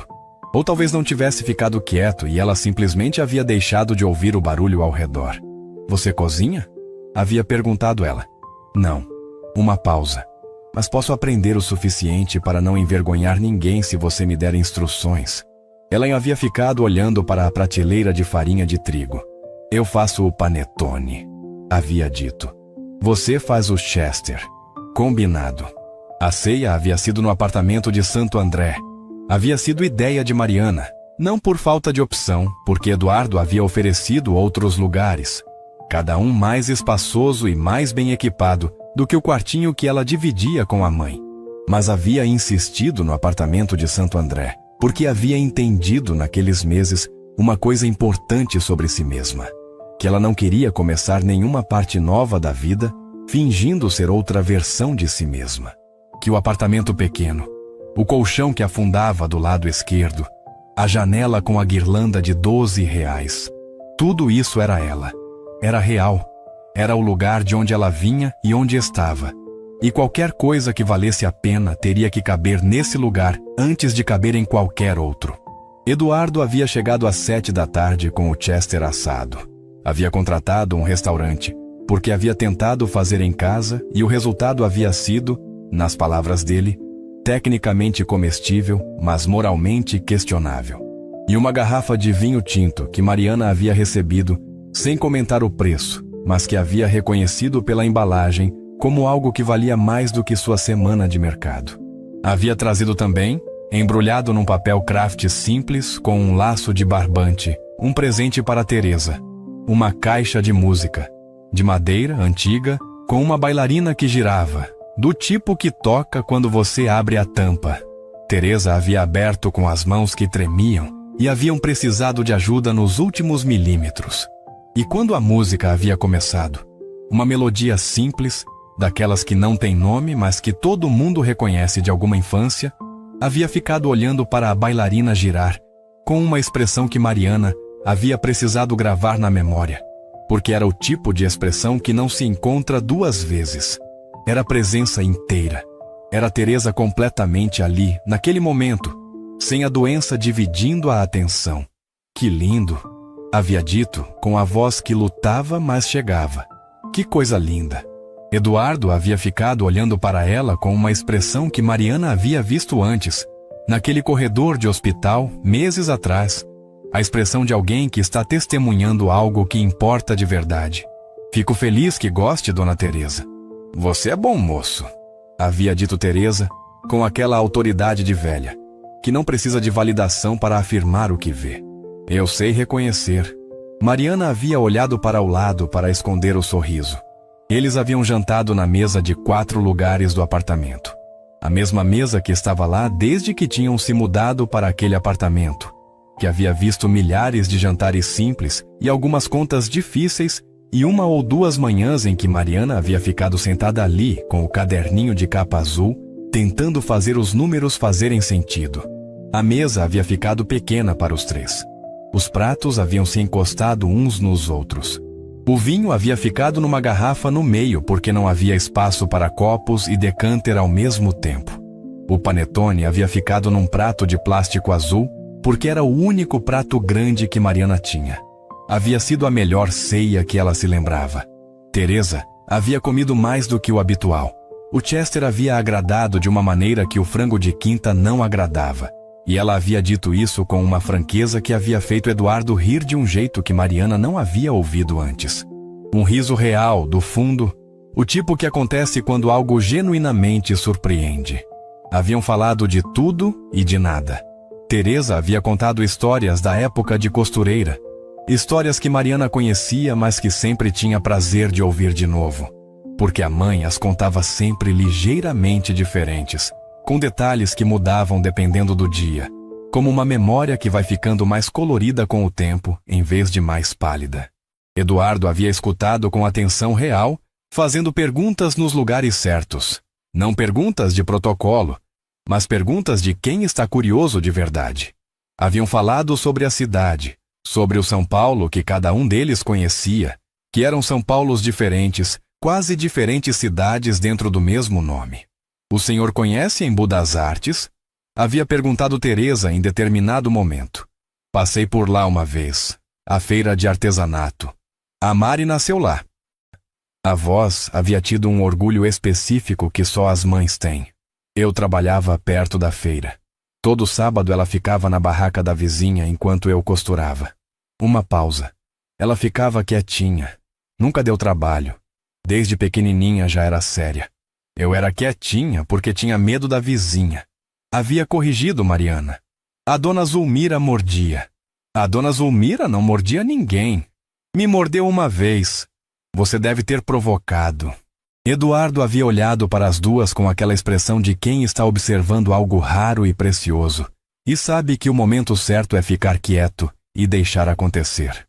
Teresa havia dormido na poltrona às 10 da noite, com a caixa de música no colo, a bailarina parada, mas a tampa aberta, a melodia silenciada, mas de alguma maneira ainda presente no ar.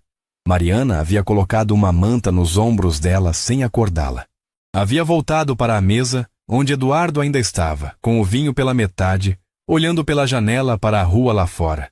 As pisca-piscas dos vizinhos, um grupo de crianças que passava correndo, o som distante de uma música natalina de alguma festa próxima. Havia sentado. Haviam ficado em silêncio por um momento.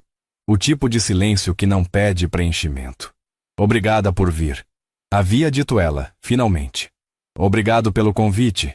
Não foi exatamente um convite. Você perguntou e eu aceitei. Isso é o que convite significa. Ela havia olhado para ele. Havia uma pergunta que ela havia carregado por semanas e que havia decidido naquele momento que era hora de fazer. Não porque havia urgência, mas porque havia aprendido que as perguntas que ficam dentro acumulam um peso que não é necessário. Por que você realmente fez isso? Ele havia ficado quieto. O que você quer dizer? O acordo. O tratamento. Ela já havia falado devagar, com cuidado, porque queria que a pergunta chegasse do jeito certo. Eu sei o que você disse. E eu acredito no que você disse. Mas eu conheço você mais do que conhecia naquela manhã no escritório. E eu sei que as pessoas têm mais de uma resposta verdadeira para quase tudo. Quero saber a outra. Eduardo havia olhado para ela por um tempo. Depois havia olhado para Teresa dormindo na poltrona com a caixa de música no colo. Eu estava no hospital fazer um check-up de rotina. Havia começado com aquela voz calma que ela havia aprendido que era real, não construída. 300 exames, 6 médicos. Tudo bem. E eu saí do 10º andar me sentindo absolutamente vazio.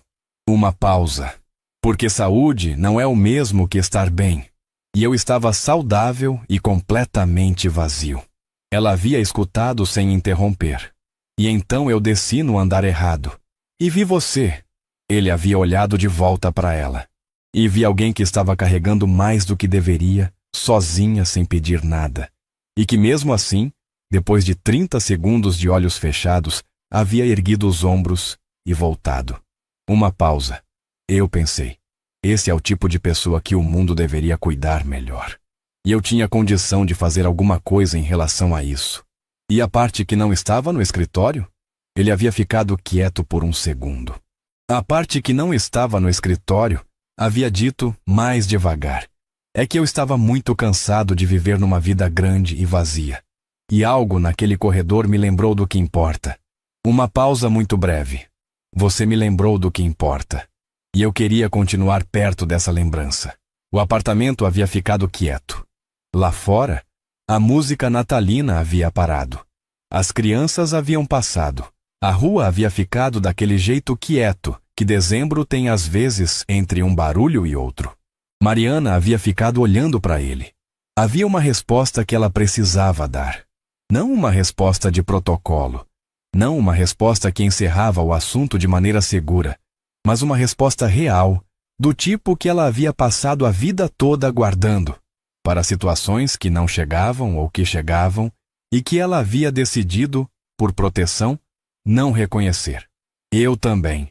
Havia dito, simples, 2 palavras, mas ele havia entendido tudo o que estava dentro delas.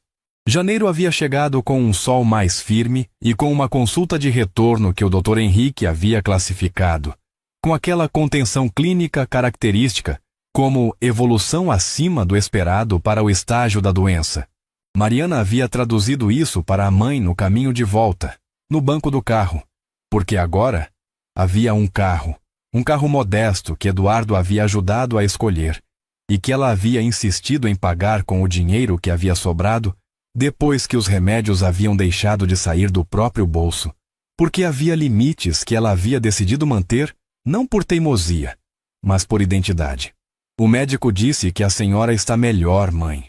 Eu sei, Teresa havia dito, com aquela serenidade de velha que não precisa do diagnóstico médico para saber o que está sentindo no próprio corpo. Eu sinto. Sente como? Sinto que ainda estou aqui. Uma pausa. Às vezes a gente esquece de sentir isso. Mariana havia ficado olhando para a estrada. Havia concordado. A gente esquece. Em março, Eduardo havia perguntado se ela aceitaria jantar com ele. Só os dois, sem evento especial, sem ocasião marcada, apenas porque era quinta-feira e quinta-feira. Havia dito ele numa mensagem que havia chegado às 6 da tarde. Parece um bom dia para não jantar sozinho. Ela havia respondido: quinta-feira sempre foi dia de promoção no mercado. Mas posso abrir uma exceção. Ele havia mandado um emoji de riso. O primeiro emoji que ela o havia visto mandar. Ela havia ficado olhando para o emoji por mais tempo do que um emoji justifica. O restaurante havia sido simples, não por falta de opção, mas porque ela havia dito, quando ele havia perguntado onde ela preferia, um lugar onde eu possa usar roupa normal. E ele havia rido daquele riso real de novo, e havia escolhido uma cantina italiana em Pinheiros com mesas de toalha xadrez e velas em garrafinhas, e um cardápio escrito à mão que mudava todo dia, dependendo do que o dono havia comprado de manhã na feira. Haviam pedido massa. Haviam dividido uma entrada. Haviam bebido vinho tinto que havia custado R$ 48 a garrafa, e que havia sido exatamente bom o suficiente para aquela mesa e aquela noite. Haviam conversado por 3 horas. Não havia sido uma conversa de namoro. Não havia sido uma conversa de nada com categoria, porque Mariana havia decidido há muito tempo que as categorias são úteis para organizar o passado, mas atrapalham o presente quando aplicadas antes da hora. Havia sido simplesmente 2 pessoas sentadas de frente uma para a outra, descobrindo com calma e com honestidade o território de uma outra vida que não era a sua. Ele havia contado sobre o pai, um homem que havia construído a empresa do nada, que havia trabalhado com aquela intensidade que as gerações mais antigas confundiam com amor, mas que era também, às vezes, uma fuga, e sobre a relação complicada de admirar alguém que também te havia deixado sozinho de maneiras que não eram físicas. Ela havia contado sobre o pai que havia ido embora. Não com raiva, havia passado da raiva anos atrás, mas com aquela clareza neutra de quem processou uma coisa completamente e pode falar sobre ela como se fosse história, porque virou história. Você perdoou ele? Havia perguntado Eduardo. Perdoei, havia dito ela, sem hesitar. Não por ele, por mim. Raiva é muito pesada para carregar junto com tudo mais. Ele havia ficado olhando para ela. Você é a pessoa mais prática que eu já conheci. É elogio? É o maior elogio que eu sei dar. Ela havia sorrido, e ele havia sorrido de volta. E na mesa de toalha xadrez da cantina italiana de Pinheiros, com as velas nas garrafinhas e o cardápio escrito à mão, havia alguma coisa sendo construída que não tinha nome ainda, mas que tinha, claramente, fundação. Em abril, Teresa havia pedido para conhecer melhor o Eduardo. Havia pedido com aquela diretividade específica das mães, que já passaram da idade de fingir que não estão vendo o que estão vendo. Aquele moço vem cá só nas festas? Havia perguntado numa tarde de quarta, sem contexto, sem preâmbulo, com os olhos na televisão, mas claramente não pensando na televisão. Ele não vem só nas festas. Ele vem. Mariana havia pausado. Às vezes é vago. Mãe, eu só pergunto. Teresa havia virado a cabeça, e havia naqueles olhos a lucidez intacta que o Parkinson não havia conseguido tocar. Ele é bom homem? Mariana havia ficado um momento com a pergunta. É bom homem. Havia pensado nos meses. Havia pensado na consistência. Havia pensado no sem obrigação de responder se preferir não. Havia pensado na caixa de música. Havia pensado no riso real. Havia pensado em ninguém deveria ter que conseguir sozinha o tempo todo. dito sem condescendência, sem pena, com o peso exato de uma verdade que alguém reconhece porque conhece de dentro. Havia respondido. É bom homem. Teresa havia assentido, satisfeita, e havia voltado para a televisão. Então traz ele para almoçar no domingo. Eu faço frango com quiabo. Mãe, você não pode mais cozinhar, o médico disse. Eu oriento. Você cozinha. Uma pausa firme. É a mesma coisa. O domingo do frango com quiabo havia sido em maio. Eduardo havia chegado com um buquê de flores. Não um buquê de floricultural, mas flores compradas numa barraquinha de esquina. Daquelas mistas, coloridas, sem arranjo específico, que pareciam ter sido escolhidas uma por uma. E havia estendido para Teresa com uma seriedade que havia feito a velha rir. Flores de calçada. Havia dito Teresa, com aprovação na voz. Melhor do que aquelas flores de hospital que não têm cheiro nenhum. Pensei que a senhora ia preferir. Pensei certo. Mariana havia cozinhado o frango com quiabo seguindo as instruções da mãe, que havia ficado sentada na cadeira ao lado do fogão, supervisionando com uma autoridade que não precisava de volume para se fazer sentir, corrigindo a quantidade de sal, a hora de colocar o quiabo, o ponto exato em que o frango estava pronto, com a precisão de décadas de cozinha que residia nela, de uma maneira que a doença não havia alcançado ainda. Eduardo havia sentado ao lado de Teresa durante todo o processo, e as duas haviam conversado. Sobre a vida, sobre Embu das artes, sobre costura, sobre como São Paulo havia mudado, sobre coisas pequenas e sobre coisas grandes com a mesma naturalidade. Como duas pessoas que descobriram que têm mais assunto do que esperavam. Mariana havia cozinhado e escutado os dois sem participar muito, e havia sentido, enquanto mexia o quiabo no ponto certo que a mãe havia indicado, aquela sensação específica de quando a vida se organiza de uma maneira que você não havia planejado, mas que, olhando de perto, faz sentido de um jeito que o planejamento nunca consegue. No domingo seguinte, Eduardo havia chegado antes da hora. E no domingo depois daquele, e no depois daquele. O domingo havia virado um costume antes que qualquer um deles tivesse feito de forma oficial. Havia simplesmente acontecido, da maneira que as coisas boas às vezes acontecem. Não com anúncio, não com cerimônia, mas com a quietude gradual de algo que vai encontrando seu lugar.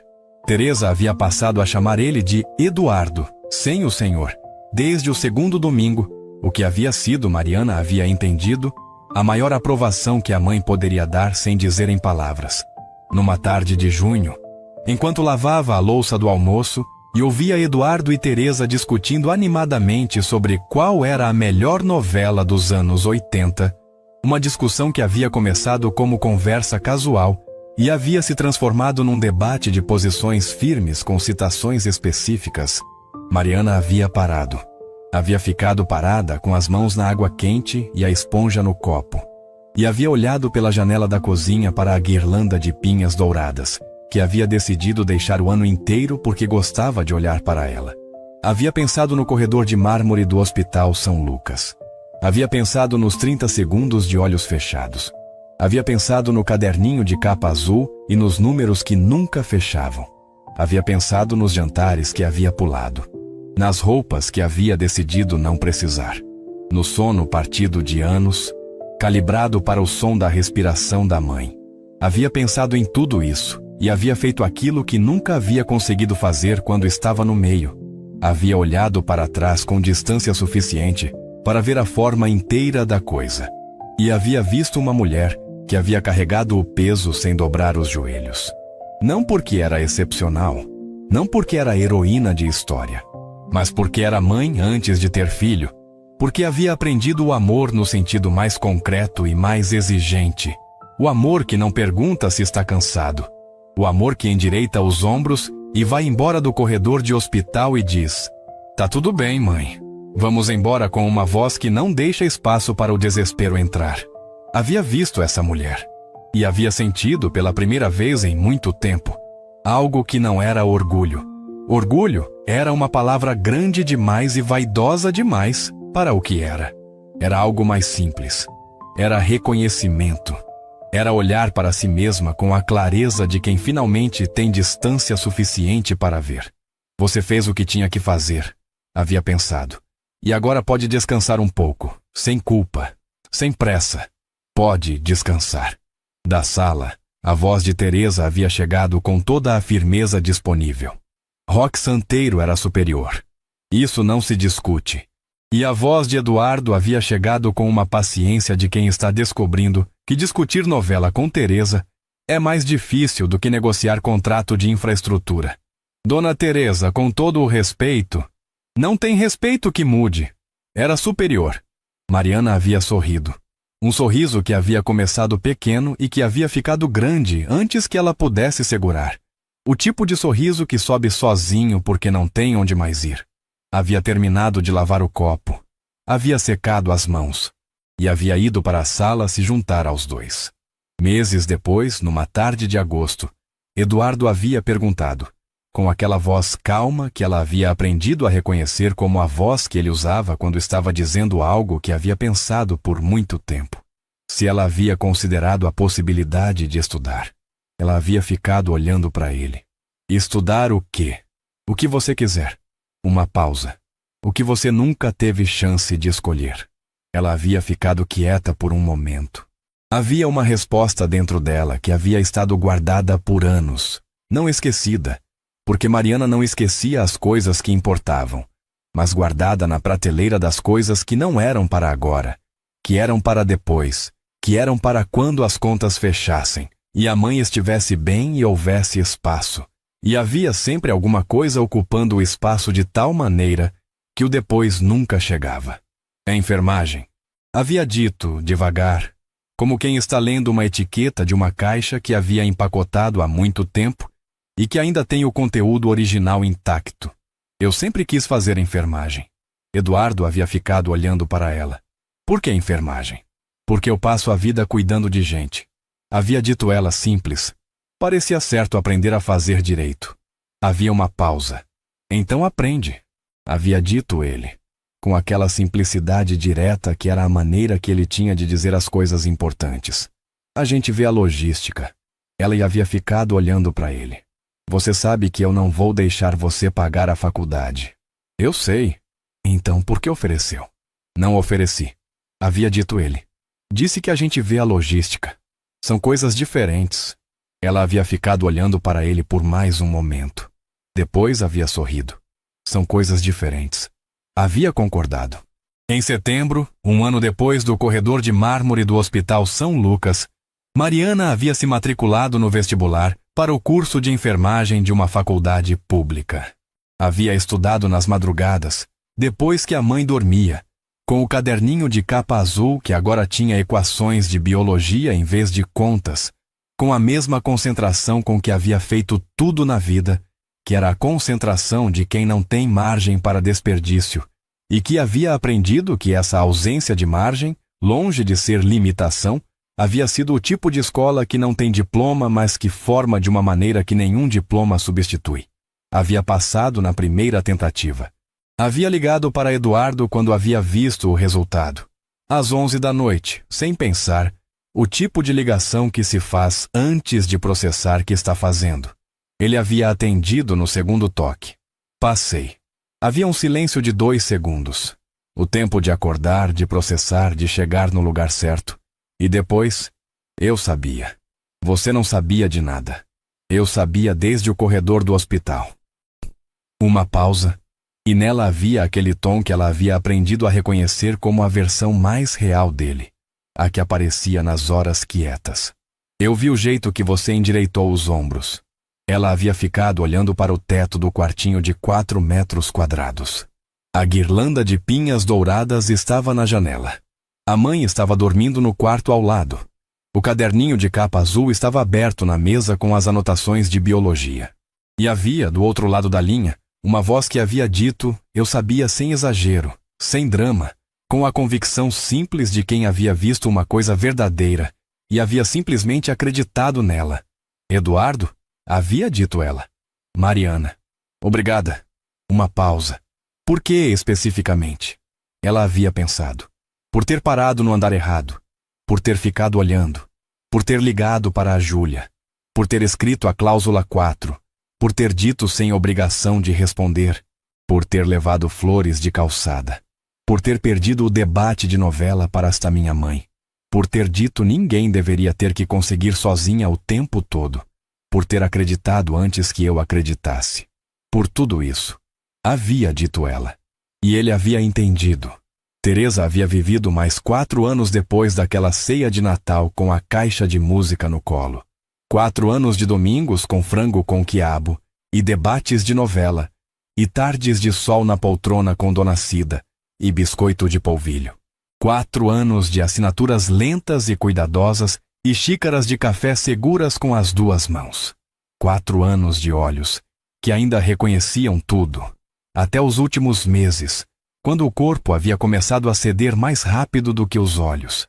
Havia ido numa manhã de março, quieta, no sono, com a caixa de música na mesinha de cabeceira. Mariana havia sido a primeira a entrar no quarto naquela manhã. Havia ficado parada na porta por um momento antes de entrar. Havia sentado na beira da cama. Havia pegado a mão que já não tremia mais. Havia ficado ali por um tempo que não havia contado. Depois havia aberto a caixa de música. A bailarina havia girado. A melodia havia preenchido o quarto pequeno. Aquela melodia sem nome que todo mundo reconhece de alguma infância. E Mariana havia ficado escutando até ela parar. E depois havia ficado no silêncio que vem depois, que é um tipo de silêncio diferente de todos os outros. Eduardo havia chegado 40 minutos depois. Ela havia mandado uma mensagem e ele havia chegado sem perguntar nada. Havia entrado, havia sentado ao lado dela na beira da cama de Teresa. E havia ficado em silêncio. Ele sabia, havia aprendido ao longo daqueles anos, que havia momentos em que a presença é tudo e as palavras são demais. Eles haviam ficado assim, lado a lado, em silêncio, por um tempo longo. O apartamento de Santo André havia ficado vazio por um tempo. Mariana não havia conseguido, nos primeiros meses, desfazê-lo completamente. Havia ido lá, às vezes, nas tardes de quarta, que haviam sido o horário das consultas médicas e que o corpo ainda associava com a Teresa. A guirlanda de pinhas douradas havia ficado na janela. Numa tarde, havia aberto a caixa de música e havia ficado escutando a bailarina girar no silêncio do apartamento. Havia pensado: você costurou 40 anos. Você criou uma filha com o salário de costureira. Você disse: cala a boca e deixa eu cuidar de você quando eu quebrei o braço e quando era você que estava quebrando. Você assinou o próprio nome com as 2 mãos e tremendo, e ficou feliz. Você perdeu o debate de novela para um bilionário e ficou feliz também. Você foi inteira até quase o fim.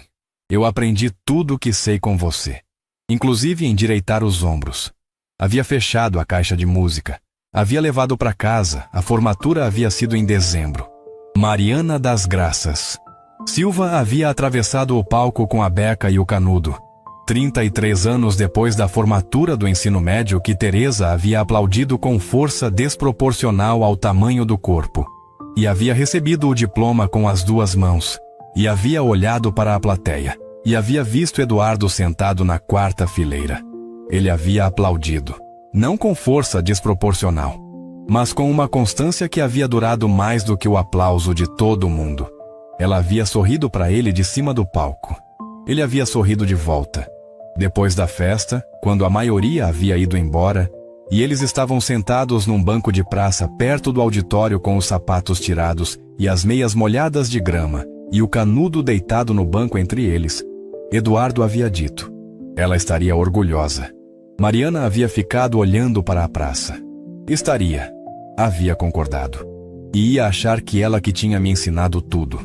Não teria ensinado? Ela havia ficado um momento. Quase tudo. Havia dito: o resto eu aprendi sozinha. Uma pausa. E um pouco com você. Ele havia ficado olhando para ela. Só um pouco. Não estraga. Ela havia dito e havia sorrido. Havia uma lua sobre a praça. Uma lua de dezembro que não havia sido pedida nem planejada, mas que havia aparecido mesmo assim, da maneira que as coisas boas têm o costume de fazer quando você parou de esperar por elas e começou simplesmente a viver. Eles haviam ficado sentados naquele banco por um tempo longo. Não havia pressa. Havia aprendido naqueles anos que a ausência de pressa é também uma forma de riqueza, talvez a mais real de todas, porque não tem preço e não tem contrato, e não pode ser transferida de um patrimônio para outro. É a riqueza de quem endireitou os ombros num corredor de hospital uma vez e descobriu, muito tempo depois, que aquele momento havia sido o começo de alguma coisa que não caberia em nenhum caderninho de capa azul. Havia sido o começo de uma vida inteira. Se essa história tocou o seu coração, compartilhe com alguém que precisa ouvir que carregar peso sozinho não precisa ser para sempre, e que às vezes a virada começa num corredor que a gente nem estava planejando atravessar.